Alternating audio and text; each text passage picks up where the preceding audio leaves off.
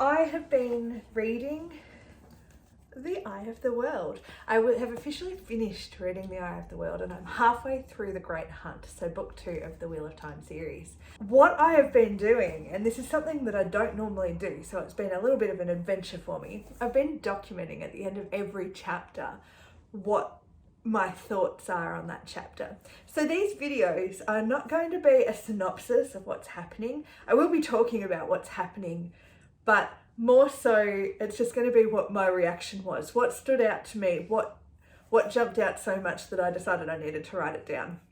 As part of it, I wrote them all down in this book. I limited myself to 1 page per chapter, into 1 page, see, 1 page. I'm going to go through today from prologue to chapter 6. And as I said, my thoughts, I'd love to hear your thoughts.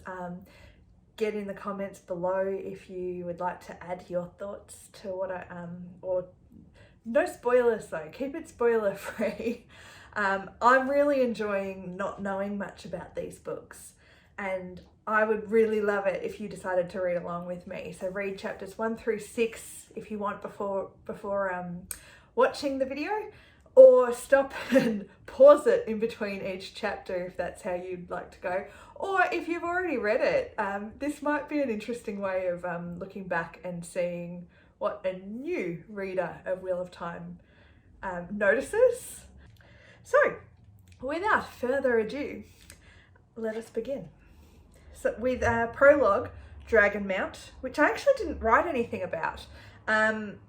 All I've said, it's got a familiar feeling to start. It doesn't feel dissimilar to many other fantasy books. So it feels like coming home, and I like that. I've read a bit of fantasy, I'm not an avid. I would say that fantasy is my favourite genre, but it's not one that I have consumed huge amounts of. But this just has this familiar feel to it right from the start. But at the same time, it's like, what is going on? I have no idea what is taking place, especially in the prologue. So anyway, my first question though that I wrote down, question, if they have access to fireworks, why not guns? And now my thinking is maybe they do have access to guns and I just haven't seen it. Here we've got a character, Rand, whose mother has died. Questions regarding his paternity. I know, thinking back, and I'm not going to do this all the time, but thinking back, I remember that I further thought that it was a question regarding his father, not regarding his mother at the time. So that was specific. And then I've also put a quote down from page 21 of this edition of the book.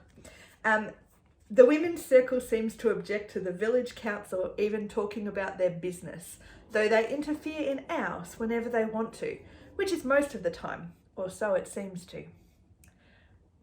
I wrote this down and I can remember just reading that and laughing out loud, because I know groups of women, of men like this, where they've got this area of responsibility, but they like to be involved in everything and they think that everything is their business. So it just was a nice little quote that I really connected with. I thought that was pretty cool. That's all I wrote for chapter 1 and the prologue. Chapter 2. Strangers. It's always a stranger that comes to town. So familiar, but yet so different. We have an introduction to a new character or two, which is not unusual considering it's the start of a book. Moraine is definitely a name I've heard before, so she must be important. I figure Rand must be approximately 16. I don't think it's said specifically, but it makes sense for him to be 16. The familiar feel continues with festival prep. It feels very similar to The Lord of the Rings and Bilbo's birthday, but also very different. Bilbo's birthday is obviously about one person, whereas this just feels, it's more involved. Has Moraine come looking for Rand? Is Rand descendant from the dragon? Interesting questions past Ruth. That will obviously, time will tell. I do a lot of this where I just write questions that I've got. I like how we hear of characters before we actually meet them. Definitely following the story closely with Rand's experience at this stage. That's true. I still really like how we often hear about a character, so we get sort of that, not always, sometimes we do just meet them. But in this case, we hear about them. Especially, I think this one's Nynaeve. I'm referring to. I can't remember. It was a little while ago since I read this. Chapter 3, The Peddler. More questions, no answers. And of course, we meet many more characters. The 3 boys, and in brackets I've got men, all saw the Black Rider and then received a coin from Moraine. Is it linked to her looking for someone of a certain age? Nynaeve is so like many young women, lecturing those around her. Interested to see more of her. I just felt when I met Nynaeve for the first time, I just felt that I know this person. Of all of them, I know that character. I know that type of person. I'm still trying to place ages. Rand might be 18, while Gwen is 16. Both are just marriageable age. And there's a 2-year gap, I think. So 18 makes sense. So I think at this stage I'd settled on Rand being 18. And I kind of like that, because he's got that sort of naive country boy, farm boy kind of feel.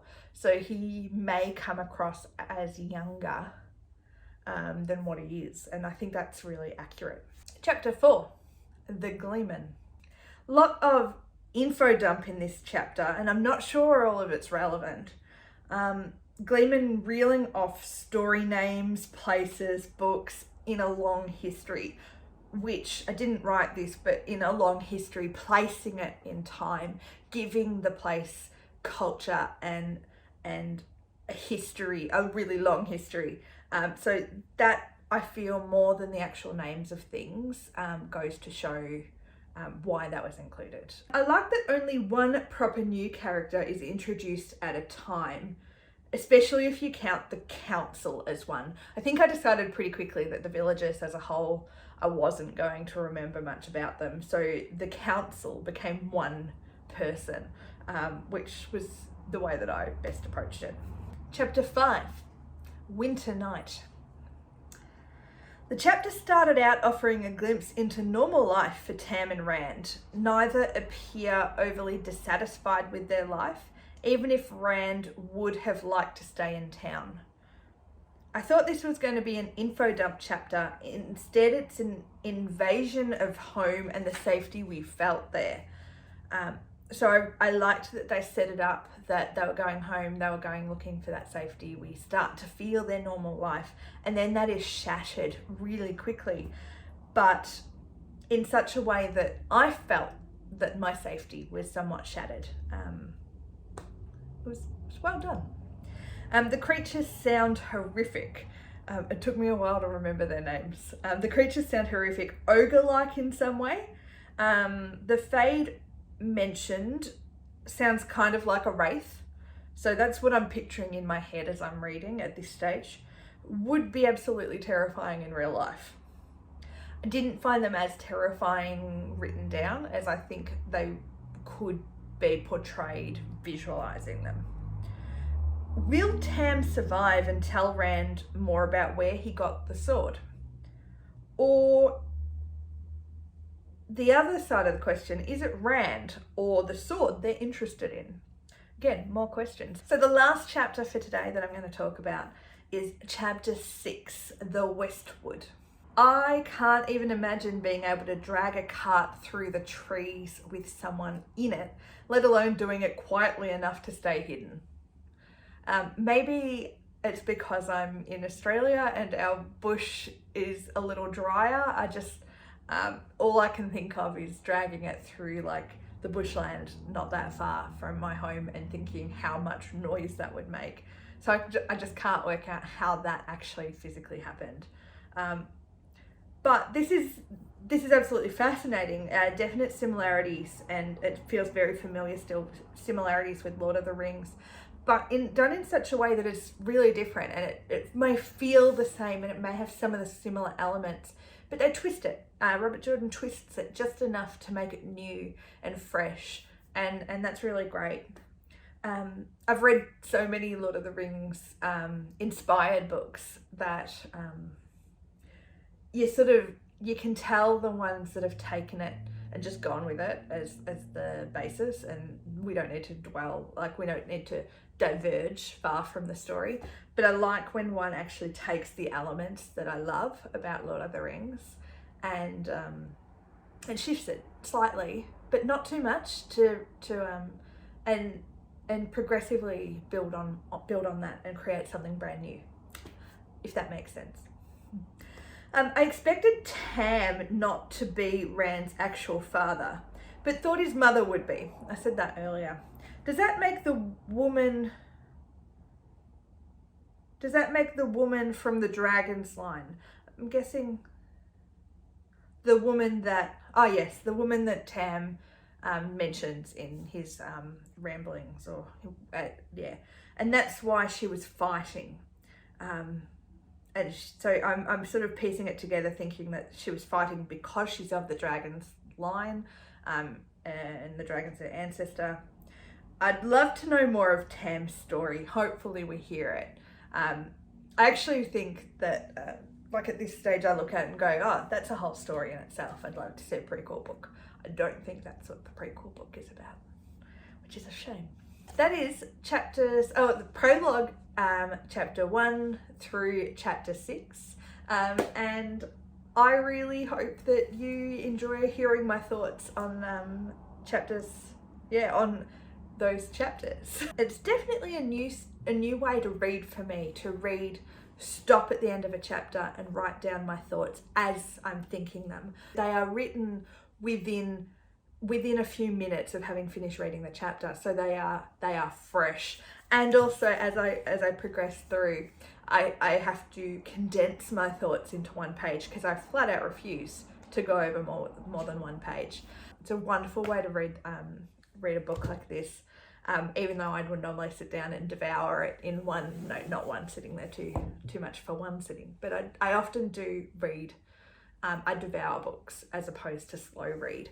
But I discovered last year, when I sat down and read The Hobbit chapter by chapter, one chapter per night for over the course of a month, I discovered that I really enjoy that slow pace sometimes. So that's what I'm doing with these books. I hope you enjoy it, and I hope you subscribe, like, comment, join the conversation, because I really like talking about these things. I love sharing my thoughts, but even better than that, I love hearing your thoughts and other people's thoughts about things. I hope to see you again soon.